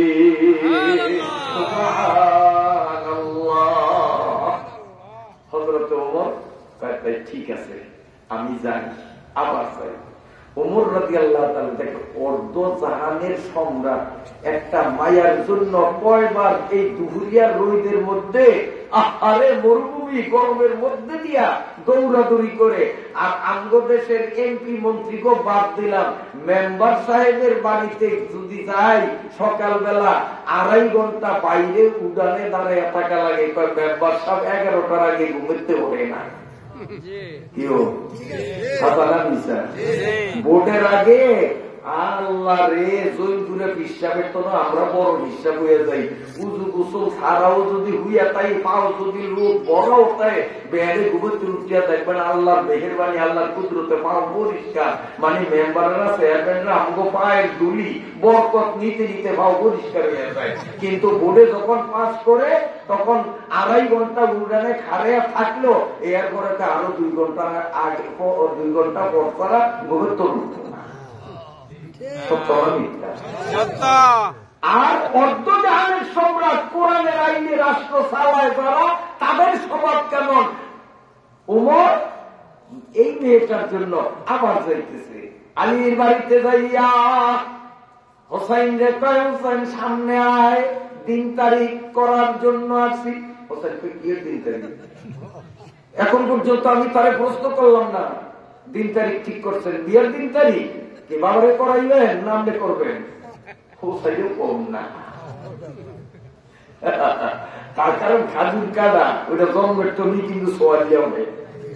হোসাইন তো এই হোসাইন আল্লাহ যে রসুলের গোড়া বানাইলে আল্লাহ খুশি হয়, যে রসুলের না বানাইলে আল্লাহ আপনার জমি বানাইতো না, এই রসুলের গোড়া বানাইলে আল্লাহ খুশি হয়। তাহলে হোসাইন কোন মার্কাই বুঝতে পারছেন? হোসাইন কয়, ওমর কার বিয়ার 3 তারিখ ঠিক করতে আসছেন, আপনার না বাবার? ওমর কোন ঝামেলা ভগবান, বাবা মাফ কর, বিয়ার 3 তারিখ না, প্রশ্নের 3 তারিখ। তুই কবে প্রশ্ন করবি ওইটা ঠিক করতে আসছে, একটা তারিখ দে, কবে যাবি প্রশ্ন করবি? কয়ার 3 তারিখ লাগবো না, এমনই চলে। ওমর মনে মনে একটু খুশি হয়েছে, আল্লাহ আল্লাহ বিয়াটা যেন হয়, মায়েরা যেন প্রশ্নের উত্তর দিতে পারে। আর আলিও কয় আল্লাহ আল্লাহ মায়েরা যেন উত্তর দিতারে, বিয়াটা যেন হয়। আর যায় কেমনে? মাঝখানে হইল হোসাইন, এই পাশে হইল ওমর, এই পাশে হইল আলী, এই যাইতে আছে। আর ওই তারা মনে মনে দোয়া করে, আল্লাহ মায়েরা যেন উত্তর সঠিক ভাবে দেয়, বিয়াটা যেন হয়। এই কয়ার যায়, বাড়িতে গেছে, উড়ানের মাঝখানে কালা কাপড় দিয়া পর্দা দিয়া, পর্দার ওই পাশে মাইয়ায় বইছে, আর এই পাশে এই মাঝের চেয়ারে হোসাইন, ডাইন পাশে ওমর, বাম পাশে আলী, 2 মুরব্বী 2 পাশে, মাঝখানে বইছে। এখনো কথা শুরু হয় নাই, কিন্তু এরা মনে মনে কিন্তু দোয়া করতে আছে। দোয়া করে কার পক্ষে? হোসাইনের পক্ষে না ভাইয়ার পক্ষে? কার পক্ষে? কিন্তু এরা বইছে কাদ্দারে, বইছে কাদ্দারে, পোলার দ্বারে। কিন্তু এরা যদিও শরীর পোলার দ্বারে, মন কিন্তু মায়ের দ্বারে। তা আমাদের বাংলাদেশও আল্লাহ মাফ করুক, বর্তমানে এই খবর শুনলে যা দেখি যে আমাদের দেশে বাংলাদেশের উপদেষ্টা পরিষদে এমন কতগুলি নিয়ে বসাইছে, এদিনের শরীর যদিও বাংলাদেশের গণভবনে, কিন্তু এদিনের মন কিন্তু ইন্ডিয়াতে। এদিনের বরখাস্তকরণ দরকার। এদিনে বাংলাদেশে 12টা বাজাইতে চাই, এটি মুদির মুড়ি। এদিনের চিহ্নিত করিয়া উপদেষ্টা পরিষদ থেকে লাত্তি মারিয়া এদেরকে চরম অপমানের সাথে বহিষ্কার করা উচিত। এরা আমাদের এই নতুন স্বাধীন বাংলাদেশের উপদেষ্টা মন্ডলীতে থাকার যোগ্যতা তাদের না। ভারত প্রীতি দেখায়। বর্তমান পৃথিবীতে অসভ্য, মৃত্যু, বর্তমান পৃথিবীর যতগুলি রাষ্ট্র এটার উপরে জরিপ চলছে যে পৃথিবীতে কোন কোন দেশে মৃত্যু বেশি। এইটার জরিপ দিয়া বাহির করছে 10টা রাষ্ট্র, কিন্তু এই 10 রাষ্ট্রের মধ্যে আমাদের বাংলাদেশ নাই, বলেন আলহামদুলিল্লাহ। বর্তমান জরিপে এটা আন্তর্জাতিক ভাবে গোটা পৃথিবী নিয়ে জরিপ দিচ্ছে, জরিপে আমরা নাই, আমরা অসুখের কাতারে নাই, বলেন আলহামদুলিল্লাহ। আমরা মৃত্যুকের কাতারে নাই, বলেন আলহামদুলিল্লাহ। এটা বর্তমানের খবর, বর্তমানের। তো 10টা রাষ্ট্রের নাম আমার এই অনেক নাম নতুন শুনছি, ওইসব দেশের নামও জানি না। 10টা দেশের নাম, এই নামের মধ্যে তালিকায় 1 নম্বরে সবচেয়ে বড় মিথ্যা খবর এবং ষড়যন্ত্রকারীর দিক দিয়া এই 10টার মধ্যে 1 নম্বর বানাইছে ইন্ডিয়ার মুদিরে। অন্য পৃথিবীর মধ্যে সবচেয়ে বড় মৃত্যু, সবচেয়ে বড় মৃত্যু। এই মৃত্যুকে এই বদমাইশে, এই মানুষরূপী শয়তানটা সংখ্যালঘু নির্যাতনের কথা কইয়া আমাদের বাংলাদেশের মান সম্মান নষ্ট করার জন্য সারা দুনিয়ারে শোনায়। বাংলাদেশে বলে হিন্দুরা শান্তি এনাই, হিন্দু করে বলে ভেঙ্গাই। আমরা হিন্দু করে ভেঙ্গাইছি? এই কোন হিন্দু থাকলে যদি আশেপাশে থাকো, আমি তো চ্যালেঞ্জ দিলাম, বুকে বল থাকলে আমার সামনে আয়া ক যে বাংলাদেশে কোন মুসলমান তোদেরকে পূজা করতে দেয় নাই, বাংলাদেশের কোন মুসলমান তোদের উপর আক্রমণ করছে, বাংলাদেশের মুসলমান তোদেরকে খারাপ জানে, বরং আমরা এত মুদি এত কিছু করে তারপরেও তো ভোলা শহরে মুসলমানের দোকান, হিন্দুর দোকান পাশাপাশি অনেক মুসলমানরা হিন্দুর দোকান থেকে সদাই কিনি না কিনি। হিন্দু করে তো আমরা মোটে ভেঙ্গাই না। আর ঠা মিথ্যা কথা গোটা দুনিয়া ছড়ায়। বাংলাদেশে বলে হিন্দুরা বলে আগুন জ্বলে, বাঙালি মুসলমানরা বলে হিন্দু করে খুব পিটায়। এটা হাসা খবর দেয় না মিথ্যা খবর দেয়? আন্তর্জাতিক সাংবাদিকরা জরিপ দিয়া দেখলো পৃথিবীর সবচেয়ে বড় মৃত্যু, পৃথিবীর সবচেয়ে বড় অসভ্য রাষ্ট্র হলো ইন্ডিয়া। এই ইন্ডিয়ার কি মনের মধ্যে, অথচ বাংলাদেশের চেয়ারে বসা, উপদেষ্টা মন্ডলীর চেয়ারে বসা, রাষ্ট্র পরিচালকদের চেয়ারে বসা, কিন্তু তার মন ইন্ডিয়াতে এই লোকগুলাকে চিহ্নিত করিয়া, অপমানিত করিয়া এদেরকে ওখান থেকে বহিষ্কার করা উচিত, নইলে আমাদের নতুন স্বাধীনতা কিন্তু নষ্ট হয়ে যাবে। বন্ধুরা আমার, হযরত উমর আলী যদিও এই পক্ষে বসা, মন কিন্তু ওই পক্ষে। আল্লাহ আল্লাহ মায়ের যেন আরে, আল্লাহ মায়ের যেন আরে, এই তো কয়। এখন ওমর কয়, বাবা কি প্রশ্ন করবি কর। আমরাও কষ্ট হয়ে হ্যাঁ, কারণ কালকে ঘুম মারছেন না, কষ্ট হয় না? আপনারা খালি কালকে ঘুম মারছেন, আমি তো প্রত্যেক দিনই মারি। আমি কালকে তো 2:30টার সময় এসি বাড়ি, তা 2:30টার সময় আইয়া ঘুরিয়ে এসে ঘুমে ধরে মাথা থাকতে আসবে, তবে ঘুমও হয় না। দিন ঘুমে আসছিলাম, আর ওষুধও খাই নাই ঘুমের, কারণ রাত 2:30টার সময় যদি ঘুমের ওষুধ খাইতাম তাহলে ফজরের নামাজ 100% আমি ঘরতাম পারুম না। এই কথা ঘুমের ওষুধও খাই নাই, সারা রাত ঘুমও যাই নাই, তাহলে আমার তো নাম বেড়া খেলাম, তো আমি মনে হয় আপনার মতন সবল আছি।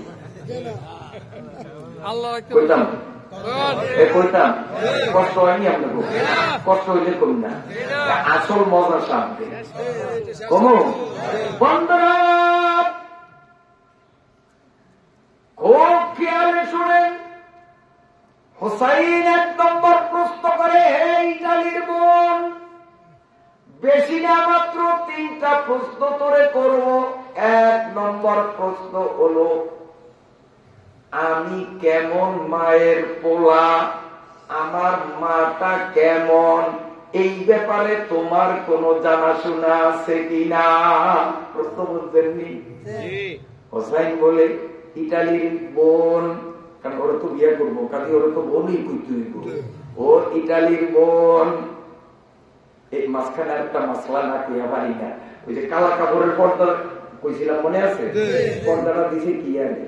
পর্দাটা দিছে ওই পাশে যুবতী মেয়ে, আর এই পাশে আছে যে বিয়া করব হোসাইন, আর আছে হোসাইনের বাপ, আর আছে ওমর। শরীয়তের মাসলা হইল মেয়েটা ছেলেরে সরাসরি বিয়ার আগে দেখতে পারবো, ছেলেটাও সরাসরি মেয়েটারে দেখতে পারবো, কিন্তু এই ছেলের বাপে বিয়া না হওয়া পর্যন্ত, ভূতের বউ না হওয়া পর্যন্ত দেখা হালাল না হারাম? আর ওমর তো হারাম মানে আরো বড় হারাম, কারণ এতে তো ছেলের কিচ্ছুই না। অথচ আমাদের দেশে পোলায় মায়া চাইতো যায় না, পাড়ায় বাড়ায় বাবাই যায় চাই না, মিশা কথা বাবা তো যায় ভালো কথা, অনেক সময় দুলাবাইয়ে পাঠায়, দুলাবাই একলা যায় না, লগে তার বন্ধু বান্ধব করে লইয়া যায়, আসেনি সমাজে। রাইট বেশি নাইলে এর তো অনেক উপদেশ বাইর করতাম, এই জন্য সংক্ষেপ করি আর বইতে আছি। বন্ধুরা আমার, এরপর তারা মারা ভালো করিয়া শুনো, যেহেতু এই পাশে পাত্র ছাড়া পাত্রের বাবা এবং আরেকজন ভিন পুরুষ, অতএব পর্দার প্রয়োজন আছে, কালো কাপড়ের বেড়া। হোসাইন বলে, আমার 1 নম্বর প্রশ্ন, ইটালির বোনরে, আমারে তুমি বিয়ে করতে চাও? তুমি কি জানো আমি কেমন মায়ের পোলা? আমার মা সম্বন্ধে কোন তথ্য তোমার জানা আছে কিনা? ইটালির মেয়েটা বলে, ও ভাই হোসেন, তোমার মায়ের তথ্য সম্বন্ধে আমি জানি কিনা তুমি প্রশ্ন করেছো। আমি তোমাকে বলি, আমি তোমার মাকে খুব ভালো করিয়া চিনি। তুমি তোমার মাকে যেমন চিনো, আমিও তোমার মাকে তার চেয়ে কম চিনি না। কয়েকটি প্রমাণ? কয়েক প্রমাণ হলো, তোমার মা ফাতেমার ধুতির নিচে একটা দাগ আছে, কালা দাগ। তোমার মা ফাতেমার গালে একটা তীর আছে। তোমার মা ফাতেমার 2 চোখের উপরের ভুরু এইভাবে মিলানো ছিল, আমাদের ভুরু কিন্তু ফাঁকা, মাঝখানে গ্যাপ আছে। ভাই হোসাইন, তোমার মায়ের চোখের উপরের ভুরু কিন্তু জোড়া ছিল, মাঝখানে ফাঁক ছিল না। এতটুকুন বলার সাথে সাথে হযরতে আলী আঙ্গুল কামড় দিলেন, ওমর আঙ্গুল কামড় দিলেন। হায় হায়, হযরতে আলী বলেন, ও ইটালির মেয়েরা, আর কইস না, আর কইস না।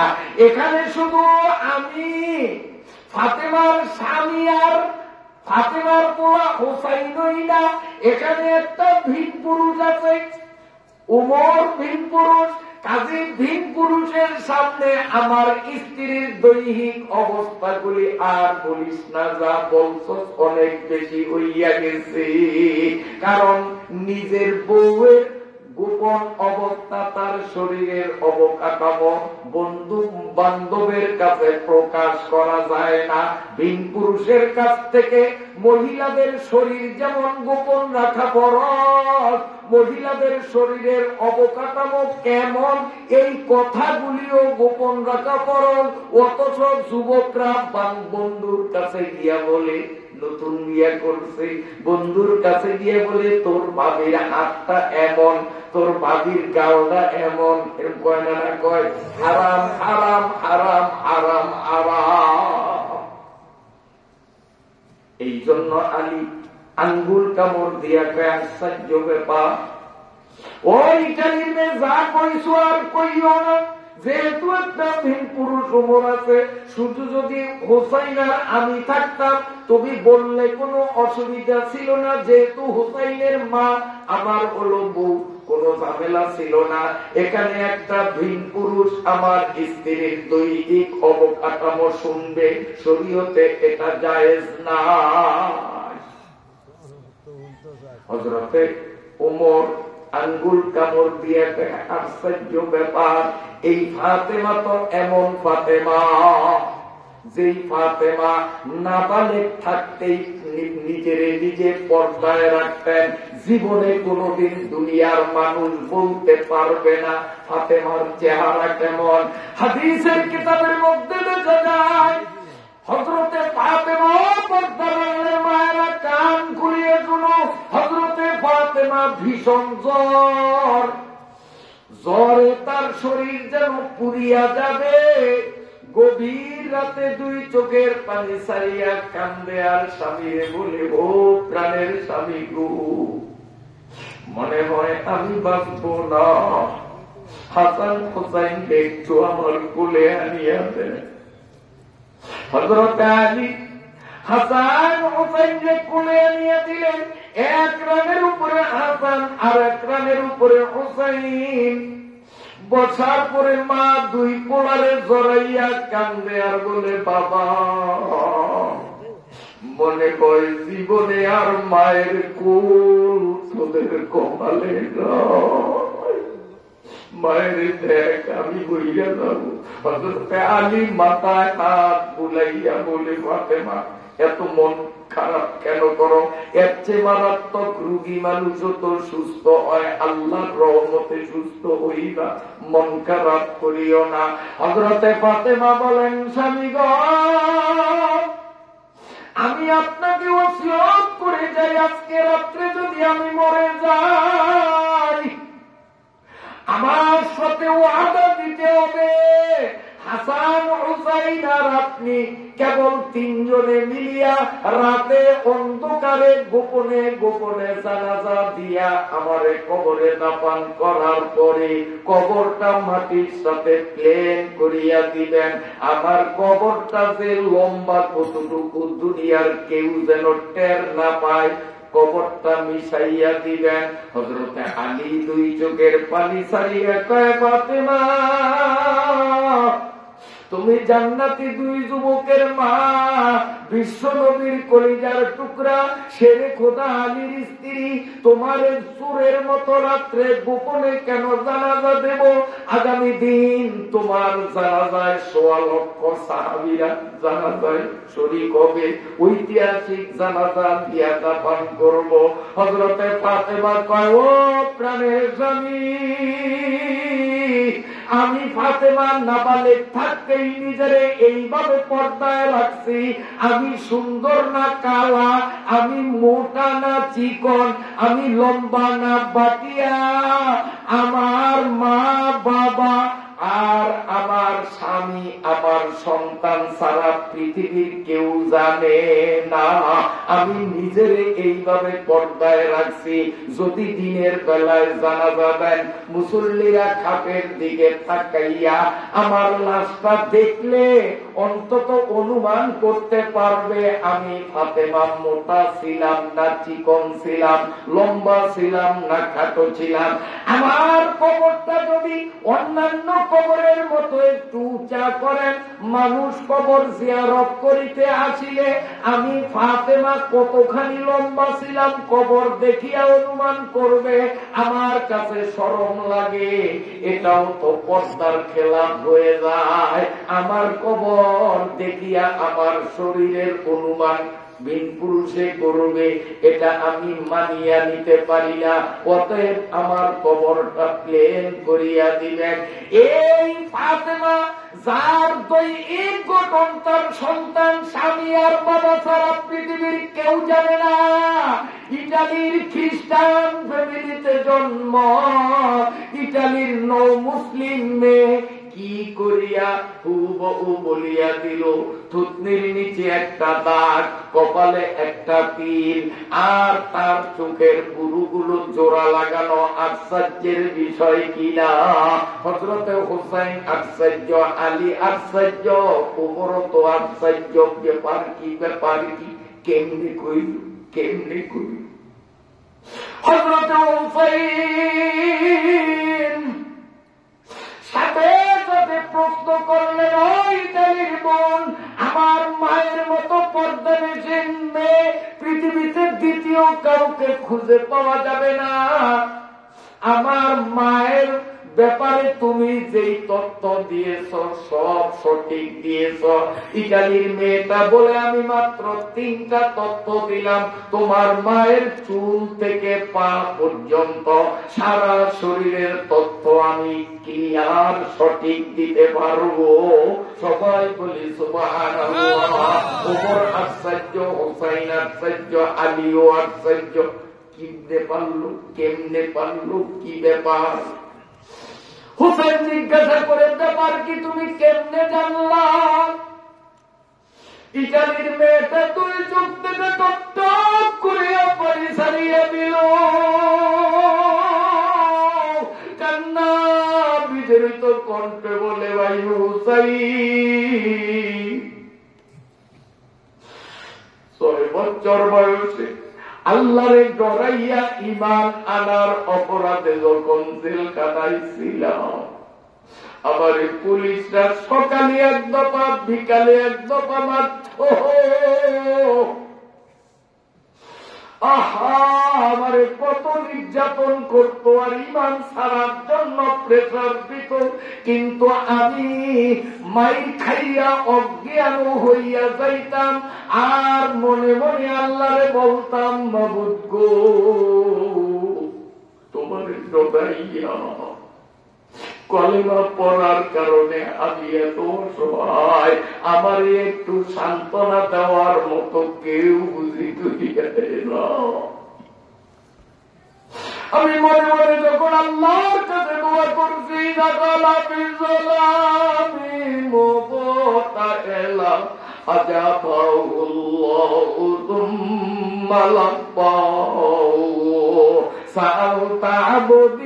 وأنت في كنفي وكلما قلت قد سمعنا।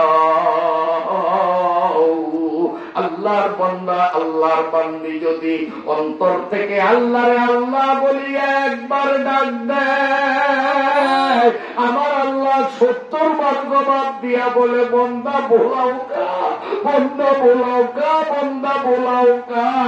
বন্দায় আল্লাহরে একবার ডাকলে আল্লাহ 70 বার জবাব দেয়। লা ইলাহা ইল্লাল্লাহ, ডাকি লা ইলাহা ইল্লাল্লাহ, লা ইলাহা ইল্লাল্লাহ, লা ইলাহা ইল্লাল্লাহ, লা ইলাহা ইল্লাল্লাহ মুহাম্মাদুর রাসূলুল্লাহ।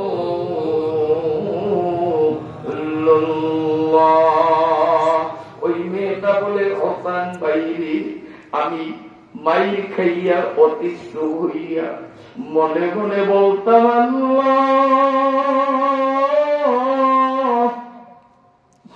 এমন অসহায় অবস্থায় আমার একটু সান্ত্বনা দেওয়ার মতো কেউ বুঝি দিয়া দেয় না।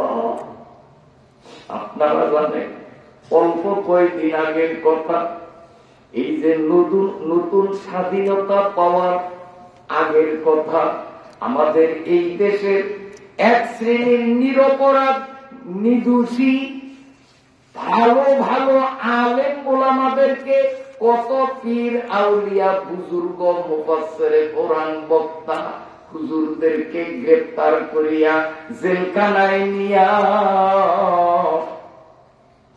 আল্লাহু আকবার, আমার দিকে তাকান, এই 5টা আঙ্গুলের প্রত্যেকটার মধ্যে প্যারাক বসাইয়া হাতুড়ি দিয়া পিটাইয়া পিটাইয়া প্যারাক আঙ্গুলের মধ্যে ঢুকাইছে। শুধু অপরাধ কোরআনের হক কথা কেন বলে?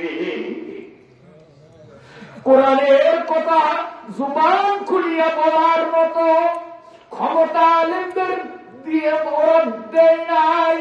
যেই সাহস করিয়া বলতো তারই গ্রেফতার করিয়া নিত। শুধু তাই না, এইভাবে প্যারাক এই কর পর্যন্ত হাতুড়ি দিয়া প্যারাক ঢুকাইয়া 5টা আঙ্গুলের প্যারাকের প্রত্যেকটা প্যারাকে গ্যাসলাইট দিয়া আগুন ধরাইয়া ওই প্যারাকের মাথায় ধরিয়া গরম করিত। ওই প্যারাকের গরমে ভিতরে পুরিয়া জ্বলিয়া মমের মতো গোষ্ঠ গুলি গলিয়া যাইত। এই অসভ্য জালিম সরকারের লেলিয়ে দেওয়া অসভ্য প্রশাসনের কিছু মানুষ রূপী অমানুষগুলো প্লাস দিয়া ধরিয়া ধরিয়া আলেমরা কেন কোরআনের হক কথা বলে, জুলুমের বিরুদ্ধে কেন কথা বলে, মানুষের অধিকার প্রতিষ্ঠার পক্ষে কেন স্লোগান তোলে, এই অপরাধের কারণে শত সহস্র আলেমের লোকগুলি প্লাস দিয়া ধরিয়া উপরাইয়া পালাইছে, লোকগুলো শরীর থেকে খুলিয়া পালাইছে। ওই অসভ্য জাতিরা আবার এদেশে নির্বাচনে আসতে চায়।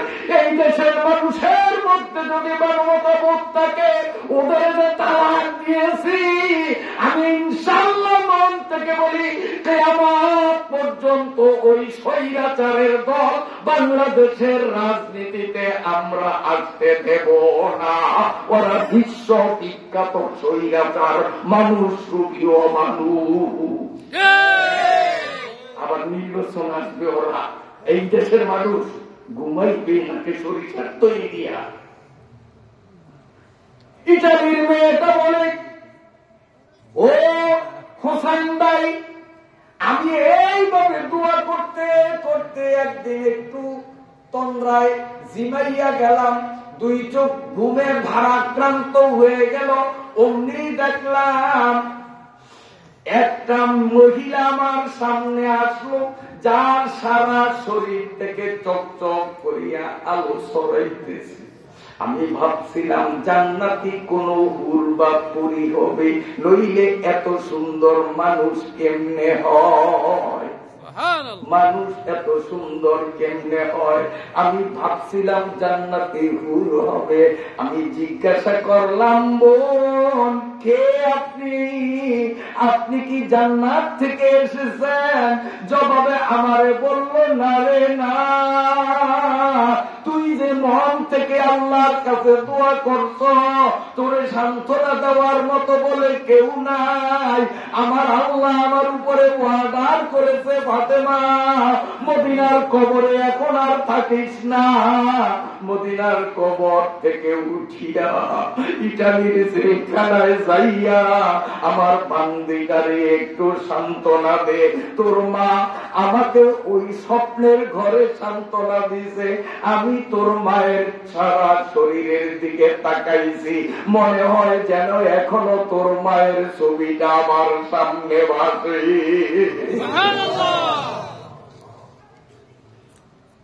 ও ভাইরা বাবা দিয়া, মুসলমান যদি দোয়া করে, এই দোয়া কখনো বিফলে যায় না, কথা ঠিক ইটালির 6 বছরের মেয়েটার দোয়া আমার আল্লাহ কবুল করছে কি করে নাই? ইটালির 6 বছরের আল্লাহ ভক্ত এই নিরপরাধ অত্যাচারিত মেয়েটার দোয়ায় আল্লাহ মদিনার মাটির থেকে ফাতেমারে উঠাইয়া যদি ইটালির জেলখানায় নিয়া দোয়া কবুলের নমুনা দেখাইতে পারে, ওই আল্লাহই তো আবার নির্যাতিত আলেমদের বদদোয়ার কারণে যারা মনে করছে কিয়ামত পর্যন্ত এই চেয়ার থেকে নামাবার শক্তি দুনিয়ার কারণে আল্লাহর ফজলের রান্দা ভাত খাওয়ারও টাইম পায় না, আনছে খাইতে পারবে না, আল্লাহ খাওয়ায় নাই, আল্লাহ কারে কয় আর কি দিয়ে আল্লাহ বুঝাইব। বন্ধুরা আমার, হোসাইন বলি ইটালির বোন 1 নম্বর প্রশ্ন করবে কয়টা? 1 নম্বর প্রশ্নের যেমন উত্তর আমি কামনা করছি, তার থেকেও অনেক অনেক উন্নত মানের উত্তর পাইছি। ঠিক আছে নি? আমি যেই রকম উত্তর পাবো আশা করছি, তার থেকেও উন্নত মানের উত্তর পাইছি। হযরতে ওমর আলীরে টিপ দিয়া কয়, আলী কা হইব বিয়া হইব, হোসাইন কা থামেন তো উৎপাত করেন কা, আমার প্রশ্ন 3টা, এই 3টার 3টায় পাস করা লাগবে, 2টায় পাস করিয়া 1টায় ফেল করলেও কিন্তু কাম হবে না। হযরতে ওমর আবার চোখের পানি ছাড়িয়া দিলেন, ভাবছিলাম বিয়া হবে, আমার ওকালতি সাকসেস হব, কিন্তু কে জানে কপালে কি আছে, ঠগি না জিতি, না দিব। ওমরের মন খারাপ হয়ে গেছে। এক প্রশ্ন পাচ্ছে, আরেক প্রশ্ন তো ধরে দিতে পারে, কবরে গেলে প্রশ্ন হইব নি? কয়টা হইব? তাও 3টা। 1 নম্বর প্রশ্ন, পাস করা লাগবে, 2 নম্বরেও পাস করা লাগবে, 3 নম্বরেও পাস করা লাগবে। 2টায় পাস করছে, একটাই যদি ধরা খায় দুজকিনা বেশি। প্রথম প্রশ্নে মোদিও পাস করবো, নেতানিয়াহু পাস করবো, তারপরে ওই জো বাইডেন ওই শয়তান ওইটাও পাস করবো। কারণ 1 নম্বর প্রশ্ন মার রাব্বুকা, তোর রব কে? হিন্দুরাও তো রব মানে আল্লাহ, খ্রিস্টানরাও মানে, ইহুদিরও মানে। এই প্রশ্ন তো ওরা পাস করবো। হুজুর রাব্বি আল্লাহ, ফেরেশতারা মন কান রেখে করবো, একটা হয়েছে আরো 2টা পাস করানো লাগবো, নাইলে খেলা জমবে না। 2য় নম্বর প্রশ্ন করবে, 2য় নম্বর প্রশ্ন করবে। কি প্রশ্ন কর না? ওমান দিনুকা না, ওমা দিনুকা, ওমা দিনুকা, তোমার ধর্ম কি? এই প্রশ্ন করলে মোদি পাস করবো না ফেল করবো? হ্যাঁ, জো বাইডেন পাস করবো না ফেল করবো? বর্তমানে যেতে প্রেসিডেন্ট হয়েছে আমেরিকার, হেঁটে পাস করবো না ফেল করবো? নেতানিয়াহু মানুষ শয়তান, এই বিশ্ব খুনি, পাস করবো না ফেল করবো? কত 2 নম্বরই আউট। কাজে 1 নম্বরে পাস করলে চলবে না। ও উমর থামে, এখনো প্রশ্ন 2টা রয়ে গেছে। হযরত ওমর কয়, তাহলে তোমার 2 নম্বর প্রশ্ন কি? তাড়াতাড়ি বলো। এবার হোসেন বলে, ইটালির বন্দি, তোরে মাত্র 3টা করম প্রশ্ন, একটাই তুই পাস করছ। বললেন A+, তুই পাস করছ। এবার 2য় প্রশ্ন, 6 বছর বয়স, দেগা মানুষ, ছোট্ট মানুষ, এই 6 বছর বয়সের মানুষের মধ্যে কলেমা পড়ার পরিবেশ, আল্লাহর ডরটা কেমনে ঢুকলো? কারণ তখনও তো আল্লাহকে নিয়ে ভাবার মতো বয়স তোমার হয় নাই, ঠিক না বেটি? যখনই এই প্রশ্নটা করতেন, হযরত ওমর নিজের গালে নিজে থাপড়ায় আর কয়, হায় হায়, এই প্রশ্নটা তো আমার করা দরকার ছিল মেয়েটারে। যখন মেয়েটার সাথে পরিচয় হয়েছিল আর বলেছিল 6 বছর বয়সে কলেমা পড়ার অপরাধে 12 বছর জেল কাটলাম, তখনই তো আমার প্রশ্ন করা দরকার ছিল, 6 বছরের মাইয়া তুই আমার কলেমা কেমনে পড়লি? আমি ওমরের মাথায় খেললো না, আমার থেকেও তো হোসেন ছোট্ট হইল, বুদ্ধিতে বড়, ঠিক আছে? ওমর অপরাধ ক্ষেত্রে হোসেনের দিকে তাকাইয়া আছে, কত বড় বুদ্ধি নিপুণতা। যেই প্রশ্ন করার কথা ছিল আমার, সেই প্রশ্ন করে হোসেন, আমি তো হোসেনের কাছে বোকা সাজলাম, ঠিক আছে? এবার হোসেন যখন প্রশ্নটি করলো, কি প্রশ্ন? এত অল্প বয়সে তুমি ঈমান কেমনে আনলা? উত্তর এটা দেব না, থাকবো দেব? প্রশ্ন বুঝছেন তো? এইবার মেয়েটা জবাব দেয়, প্রশ্ন হইল যে এত অল্প বয়সে তুমি ঈমান কেমনে আনলা? ঈমান আনার বয়স তো এখনো হয় নাই, 6 বছর বয়সে তোমার মধ্যে আল্লাহর ডর কেমনে ঢুকলো? মেয়েটা বলে, শোনুন রে হোসেন ভাই, আমি জেনা তেনা ফ্যামিলির মেয়ে না, আমি রাজবংশের মেয়ে। ইটালির রাষ্ট্রের প্রধান ক্ষমতার মালিক হলো আমার দাদা, যেমন বাংলাদেশের বর্তমানে প্রধান ক্ষমতার মালিক হলো ডক্টর ইউনূস। ওই মেয়েটা বলে, আমার দাদা বর্তমানে ইটালির প্রধান ক্ষমতাধর রাষ্ট্রের বড় চেয়ারের মালিক, আমি তার আপন ছেলের ঘরের নাতি। একদিন আমি ভাত খাইতে বললাম, হঠাৎ আমার দাদা বলে, দাদু ভাই, খেলা হবে আমার দরবারে, আমার অফিসে খেলা হবে, সংসদ ভবনে আজকে খেলা হবে, দেখবানি। আর ছোট্ট পোলা পর্যন্ত খেলার কথা শুনলে তখন খাওয়ার কথা মনে থাকে না, ঠিক না? অমনি ভাতের প্লেট পালাইয়া কয়, দাদা ভাই আজকে খাবো না, আমি খেলা দেখবো। এবার দাদার হাত ধরিয়া এই 6 বছরের মেয়েটা যখন রাজদরবারে গেল, ওই রাজদরবারের রাজ সিংহাসনে দাদায় বসা, দাদার বাম পাশে ছোট্ট একটা চেয়ার দিয়া নাতিটারে ওখানে বসাইল। এরপরে মেয়ে বলে, আমি দাদার বাম পাশে বসা, কিছুক্ষণ পরে দেখলাম কতগুলো শুকনা কাঠ এক জায়গায় জড়ো করলো।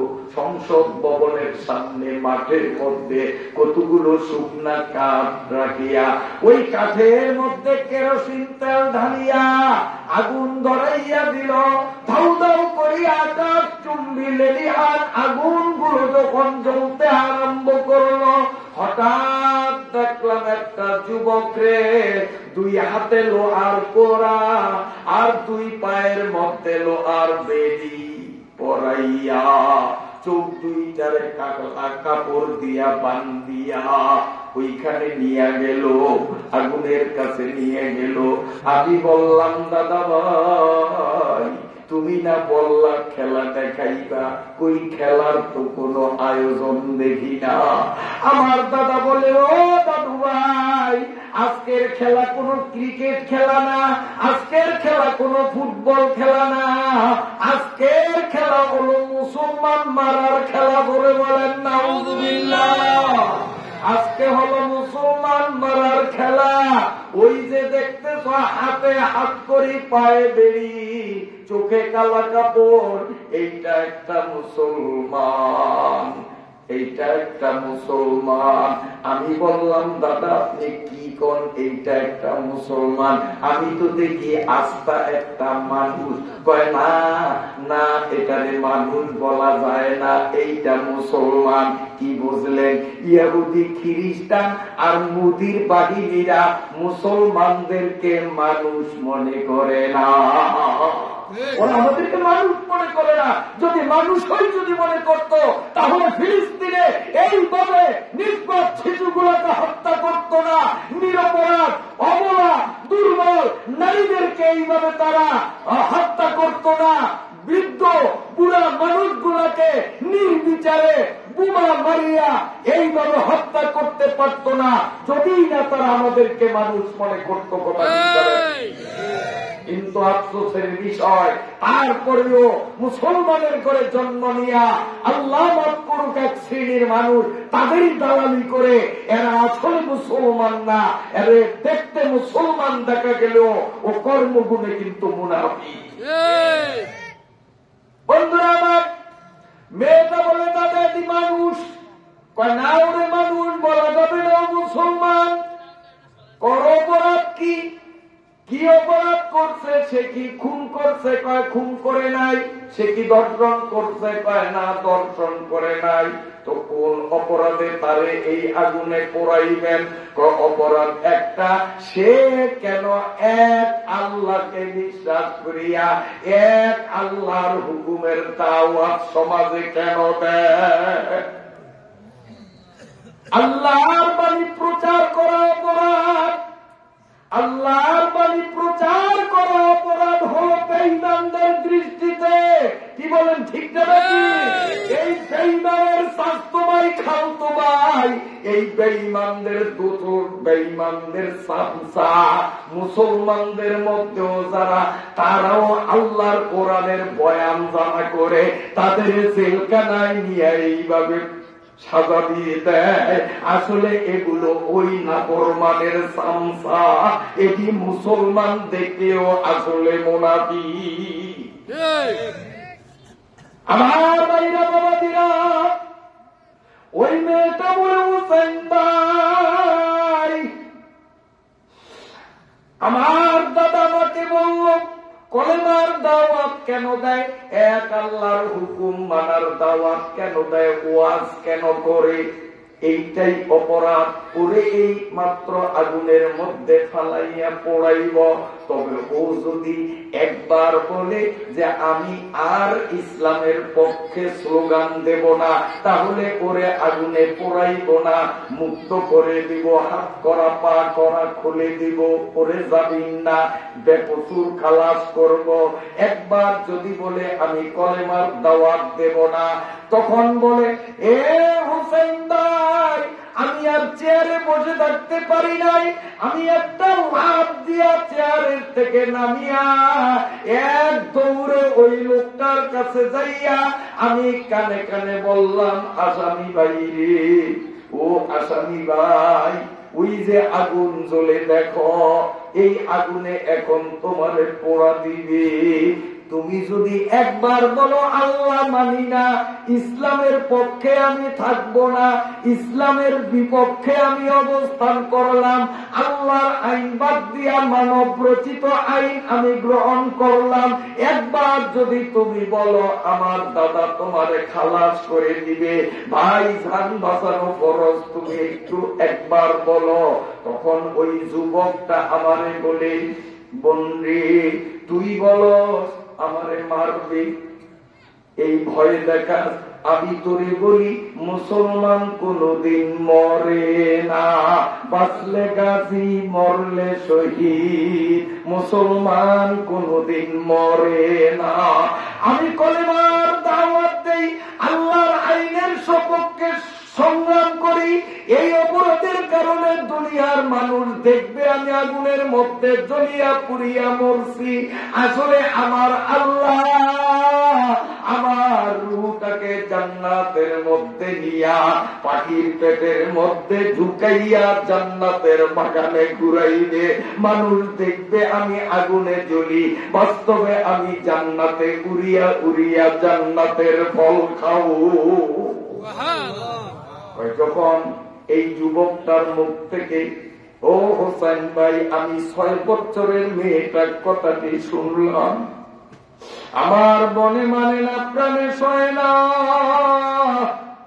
চোখের সামনে একটা মানুষরে, জীবিত মানুষরে আগুনে ফেলবে, আমি দৃশ্যটা দেখব, সহ্য করতে পারি না, তাই আমার 2 হাত দিয়ে আমার চোখ চেপে ধরলাম, আমার সহ্য হয় না, আমি হাত ফেল করব।